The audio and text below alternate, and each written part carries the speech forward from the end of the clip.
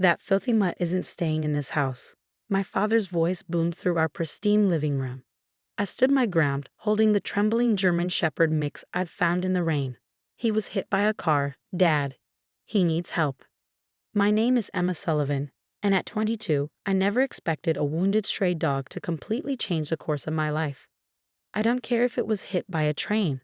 My mother chimed in, wrinkling her nose at the wet dog smell. We have white carpets, Emma. Designer furniture. This isn't a shelter. The dog whimpered, pressing closer to me. His brown eyes looked up at me with such trust, despite the obvious pain from his injured leg. I found him limping along the highway in the pouring rain, and there was no way I could just leave him there. He needs surgery, I explained, trying to keep my voice steady. The vet said it would cost about $3,000. I can use my savings. Your savings? My father cut me off, his face turning red. The money you're supposed to use for grad school? Absolutely not. Take it to the pound. If they can't help it, that's not our problem. I looked down at the dog, who despite his injury had stopped shaking and was now gently licking my hand. Something about his quiet resilience touched my heart in a way I couldn't explain. His name is Max, I said quietly, and I'm not taking him to the pound. My father's expression hardened. Then you can both get out of my house. James, my mother gasped, more from surprise at the scene he was causing than actual concern for me. I mean it, he continued, pointing at the door. That mutt or this house. Choose. I stood there, holding Max, thinking about everything this moment meant. The comfortable life I'd always known, my parents' support, the security of having a safety net. All of it hanging in the balance because of one injured dog. Emma, don't be ridiculous, my mother pleaded, but I could see she was more worried about the carpet than me. Just let the dog go. Think about your future. I was thinking about my future. I was thinking about the kind of person I wanted to be, the kind of life I wanted to live. Looking into Max's trusting eyes, I made my choice. I choose Max. The silence that followed was deafening. My father's face went from red to purple. Get out, he spat. Don't bother coming back until you've grown up and learned some respect. I climbed the stairs to my room, still carrying Max. With one hand, I packed a bag, clothes, my laptop, important documents, and the emergency cash I kept hidden in my desk. My hands were shaking, but my resolve was firm. As I walked out of my childhood home that night, my mother called after me, "You're making a huge mistake, Emma. That dog will ruin your life." She couldn't have been more wrong. I drove to my best friend Olivia's apartment, where she took one look at me, Max, and my hastily packed bag, and immediately offered her couch. You can stay as long as you need, she said, already gathering towels to dry Max off.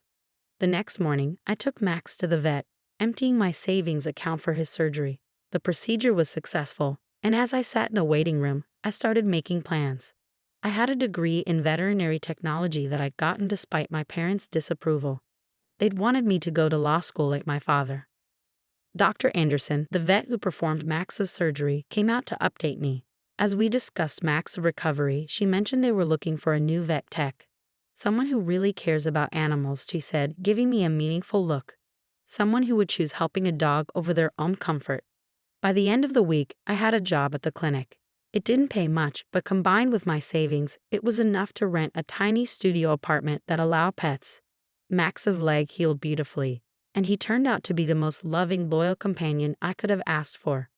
My parents didn't call, didn't check to see if I was okay. They simply erased me from their lives as easily as they would have erased Max's paw prints from their precious carpet. But here's the thing about choosing kindness over comfort. It has a way of opening doors you never knew existed. What I didn't know then, as I settled into my new life with Max, was that this was just the beginning of an amazing journey. Little did my parents know that their tough love lesson would lead me down a path they never expected, one that would make them regret their ultimatum in ways they couldn't imagine. Because Max wasn't just a stray dog, he was the first step towards something much bigger than any of us could have predicted. And 15 years later, when they showed up at my door, they would understand exactly what they had thrown away that rainy night. The changes started small.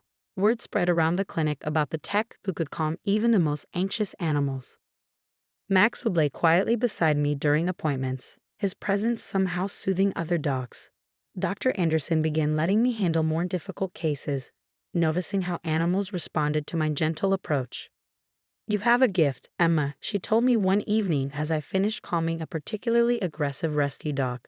"Have you ever thought about specialized training in animal behavioral therapy?" I hadn't, but the idea took root. With Max as my first success story, I started taking online courses in animal behavior while working full-time. My tiny apartment became a study hall at night, with Max curled up beside me as I learned about psychological rehabilitation for traumatized animals. 3 years after being kicked out, I received my certification. Around the same time, a local millionaire brought in his troubled Great Dane. The dog had severe anxiety issues and had been deemed unfixable by several trainers. Using the techniques I'd learned combined with Max's calming presence, I helped transform the dog's behavior. The millionaire was impressed. "You should open your own rehabilitation center," he said, watching his formerly aggressive dog play gently with Max. "I know several people who would pay good money for your services." That conversation changed everything. The man, Mr. Harrison, became my first investor. He helped me secure a small property just outside the city, 5 acres with a modest house and enough land to build proper facilities for animal rehabilitation. I named it Second Chance's Animal Rehabilitation Center. Within 2 years, we had a waiting list of clients. Rich pet owners, rescue organizations, even the police department's K-9 unit started sending us their challenging cases. Max became the heart of the operation. He had an instinct for troubled animals, often lying down beside anxious dogs or standing protectively near abused ones. The local paper did a feature story about us, calling Max the therapy dog's therapist. Through it all, I heard nothing from my parents. Occasionally, Olivia would update me on family news she heard through mutual friends. My father had become a senior partner at his law firm. My mother was still active in her country club circles. They had redecorated the house, replacing that precious white carpet with something even more expensive. 7 years after I left, I received an invitation to my cousin Kate's wedding.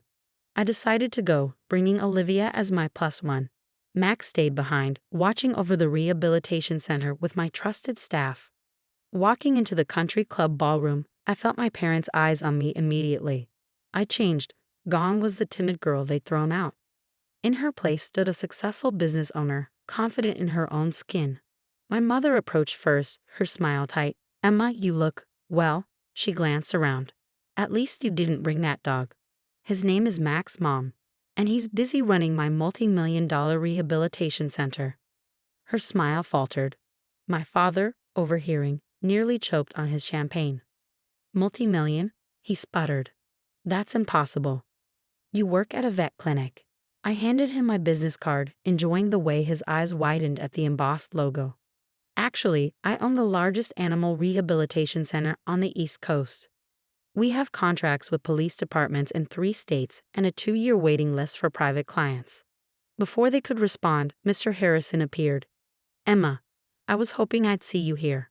Listen, about that expansion we discussed, I have some investors who are very interested." I excused myself, leaving my parents standing there, watching as one of the city's wealthiest men eagerly discussed business plans with their cast-off daughter. Later that evening, I overheard my mother telling her friends, "Of course we always supported Emma's love of animals. We knew she was destined for great things." I had to laugh at the irony. The dog they called a mutt had helped me build something extraordinary. The choice they thought would ruin my life had actually saved it. But the real test of their change of heart was yet to come. Because what they didn't know was that fate had a twisted sense of humor, and their perfect world was about to crumble in ways they never expected. As I drove home from the wedding, I received an urgent call from my attorney. "Emma, you might want to sit down for this," he said. "Remember that property your parents' law firm has been trying to develop? Well, there's been a rather interesting development." I smiled, thinking of Max waiting for me at home, still helping troubled souls find their way. Sometimes the best revenge isn't about getting even. It's about proving them wrong in ways they never saw coming. The interesting development was a zoning issue that had forced my father's law firm to abandon their multi-million-dollar development project. The property they'd planned to build luxury condos on was now worthless to them, but perfect for what I had in mind. "They need to sell quickly," my attorney explained. "The firm's reputation is on the line. Your father's handling the sale personally." I leaned back in my office chair, Max's gray muzzle resting on my knee. He might have been older now, but his eyes still held the same wisdom that had drawn me to him 15 years ago. Make them an offer, I said, but don't let them know it's from me. 2 weeks later, my parents' world imploded. The law firm's biggest project had failed, taking my father's shot at managing partner with it. Then their house flooded. Apparently, those expensive renovations hadn't included updating the ancient plumbing system. Insurance wouldn't cover most of the damage, and with the development project's failure hanging over him, my father's position at the firm became precarious. I heard all this from Olivia, who'd remained my connection to family gossip. They had to move out of the house while it's being repaired, she told me. But they're having trouble finding a place to stay. Apparently, your mom's burned a lot of bridges at the country club. That evening, as I walked the grounds of Second Chances with Max, I made a decision. I pulled out my phone and called my mother for the first time in 15 years. Hello? Her voice was strained, missing its usual polished tone. Mom, it's Emma. Silence, then. Emma? Why are you calling? I heard about the house. I have a property with a furnished guest house. You and Dad can stay there while your house is being repaired. More silence. I could practically hear her weighing her pride against her desperation. Where is this property? She finally asked. The old Riverside plot. The development project, but that's... She stopped, realization dawning. You bought it. Yes. The guest house is available if you need it. The next day, my parents arrived at Second Chances.